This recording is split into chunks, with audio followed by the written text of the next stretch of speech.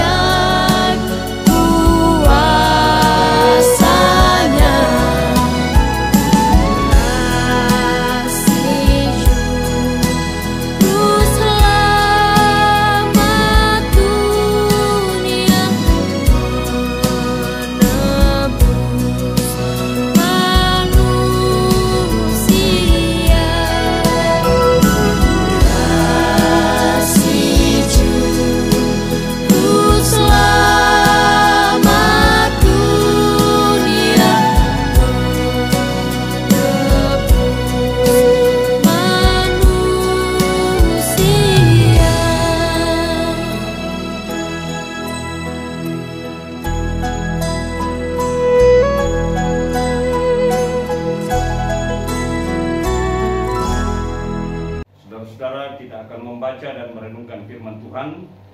Untuk itu mari kita berdoa. Terpujilah Engkau ya Allah, pemilik kehidupan kami. Terpujilah Engkau ya Allah, sumber penyelamat kami. Pada malam hari ini ya Tuhan, melalui program Saat Teduh Bersama-sama, kami mau membaca dan mendengarkan akan kebenaran firman-Mu. Dalam segala kelemahan dan keterbatasan kami memohon tuntunan Allah Roh Kudus, agar firman-Mu yang akan kami baca boleh kami mengerti, boleh kami pahami secara benar, bahkan boleh kami lakukan dalam kehidupan kami dari hari ke hari. Ampuni segala salah dan dosa kami ya Tuhan, dan bersabdalah kepada kami semua, karena kami semua sudah sedia untuk mendengarkan firman-Mu. Dalam nama Tuhan Yesus Kristus kami berdoa. Amin. Saudara-saudara yang terkasih dalam Tuhan, pembacaan kita pada malam hari ini terambil dari Injil Yohanes. Injil Yohanes pasal 3 ayat yang ke-16. Yohanes pasal 3 ayat 16. Firman Tuhan berkata demikian. Karena begitu besar kasih Allah akan dunia ini, sehingga Ia telah mengaruniakan anaknya yang tunggal, supaya setiap orang yang percaya kepadanya tidak binasa, melainkan beroleh hidup yang kekal. Amin. Dengan kita pada malam hari ini, yaitu kehendak Tuhan. Ibu bapak serta saudara-saudara yang terkasih dalam Tuhan, ada sebuah pernyataan yang sering kali kita dengar, atau mungkin kita juga sering mengatakannya. Pernyataan itu seringkali terdengar dan diucapkan ketika terjadi peristiwa kematian. Entah kematian itu disebabkan oleh karena sakit penyakit, entah karena kecelakaan, atau karena bencana alam dan lain sebagainya. Dalam upaya untuk menenangkan diri atau menguatkan mereka yang berduka, ungkapan seperti itu seringkali terdengar, bahwa sabarlah, itulah yang terbaik. Sabarlah, itulah kehendak Tuhan. Batu di kuah makada, sabara komi. Kita rakalatongan, Pak Poren naya puang tuladari. Sepintas lalu pernyataan ini mungkin akan memberi ketenangan, bahwa suka atau tidak suka, itulah yang terjadi. Kita tidak punya kuasa untuk mengubahnya. Karena itu bersabarlah menerimanya. Namun pada sisi yang lain, tanpa kita sadari, pernyataan ini juga pada saat yang sama menimbulkan sebuah pertanyaan, bahwa apakah memang benar Tuhan menghendaki kita binasa?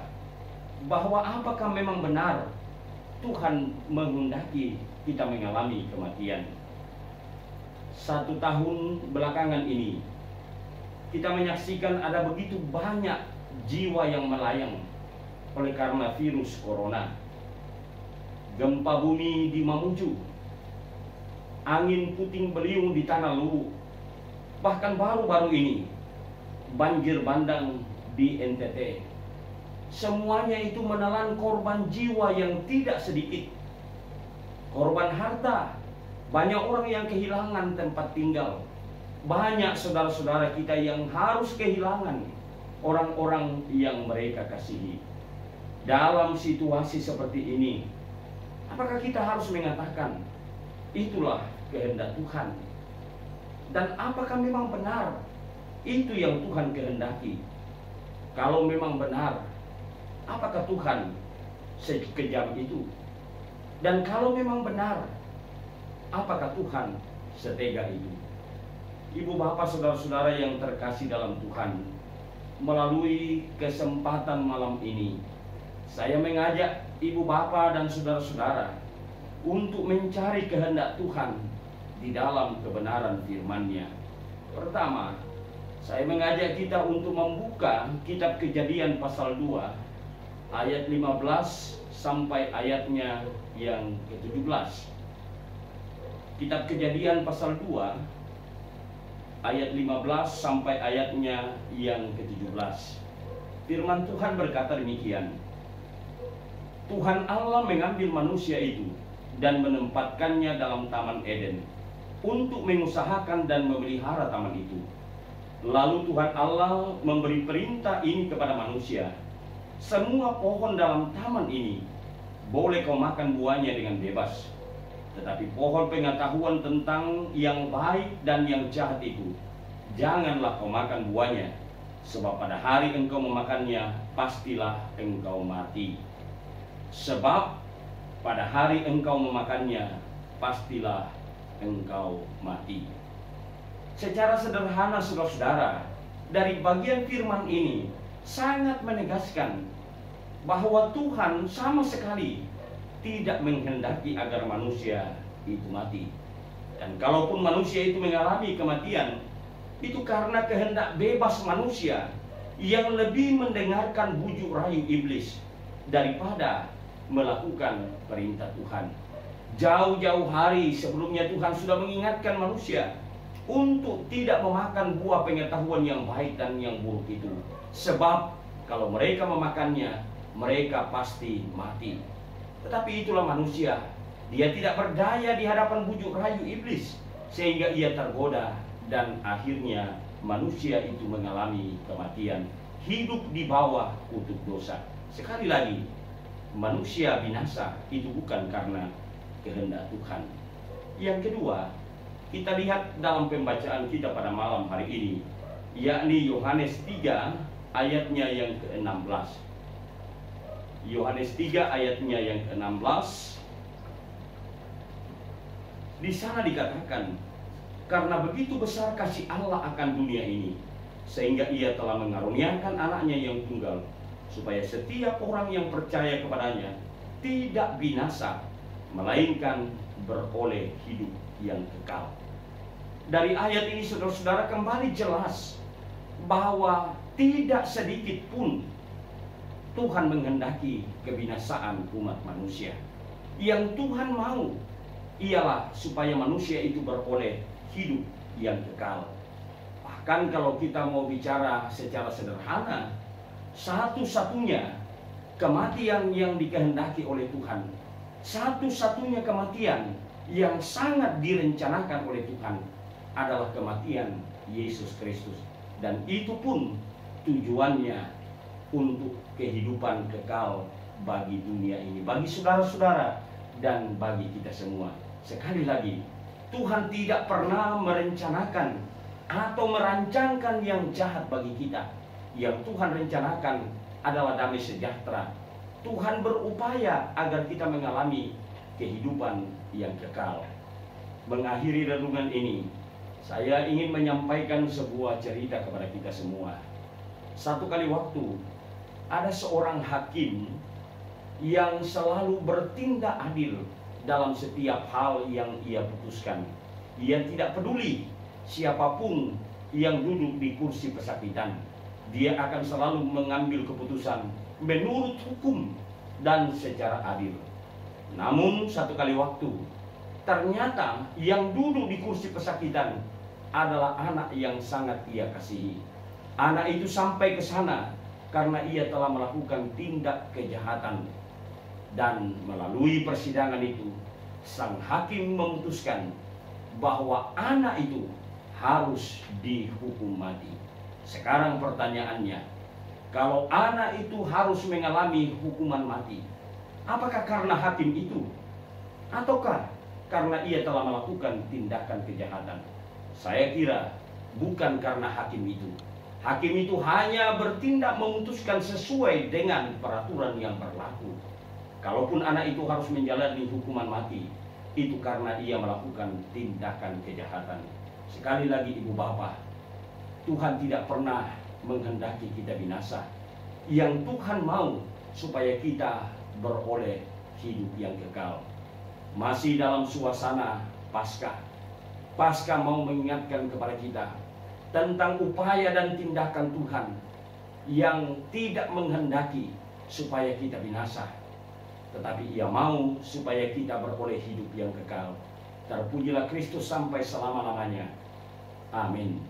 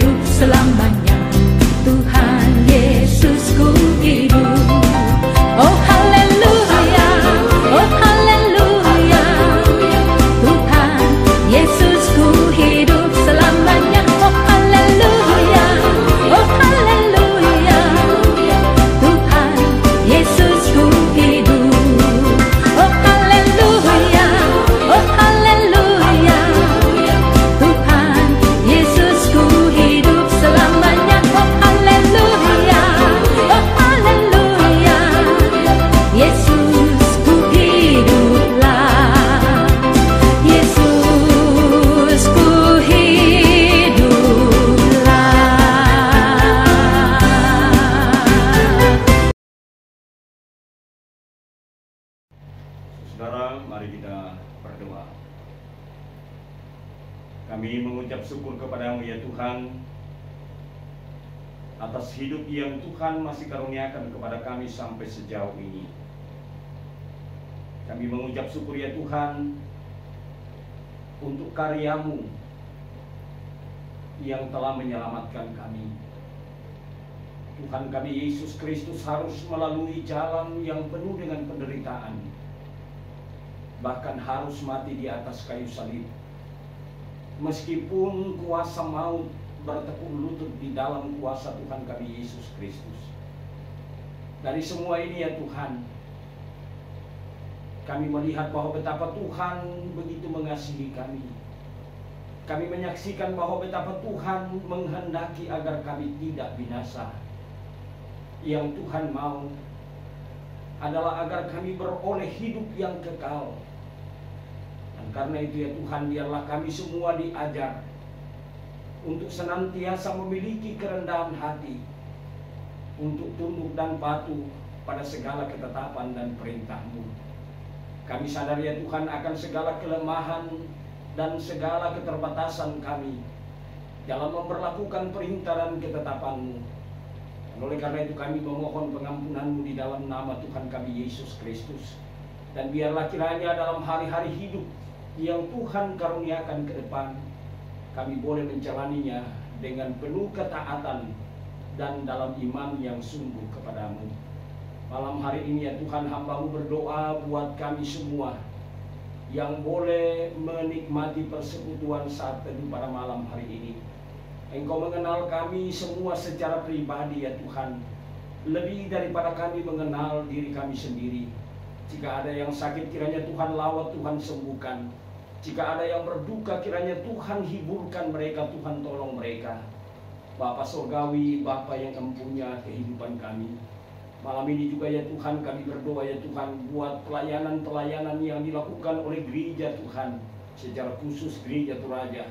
Tuhan kiranya berkati, biarlah semuanya itu akan semakin meneguhkan iman jemaat-Mu, dan di sana pula nama Tuhan tetap dipermuliakan. Kami juga berdoa buat kehidupan kami dalam berbangsa dan bernegara. Kami tahu bahwa pemerintah yang ada adalah merupakan alat di tangan Tuhan untuk membawa damai sejahtera bagi kami semua. Karena itu berkati pemerintah kami, sehingga boleh memimpin kami seturut dengan kehendak Tuhan. Dan Engkau mengajar kami juga untuk tunduk dan patuh kepada pemerintah. Malam hari ini ya Tuhan, kami mau beristirahat. Kami mohon kiranya Tuhan menjaga dan melindungi kami sepanjang malam ini, menjauhkan kami dari segala macam mara bahaya, kuasa kegelapan, bahkan kuasa maut sekalipun. Dan biarlah kiranya besok pagi Tuhan yang akan mengaruniakan hari baru bagi kami semua, guna kami pakai melanjutkan kehidupan karunia Tuhan. Bapa Surgawi, ini doa kami, syukur kami, syafaat kami bawa kepadamu di dalam nama Tuhan Yesus Kristus. Amin. Selamat malam, selamat istirahat. Semoga kita tetap sehat dan senantiasa terpelihara dalam kasih dan karunia-Nya. Amin.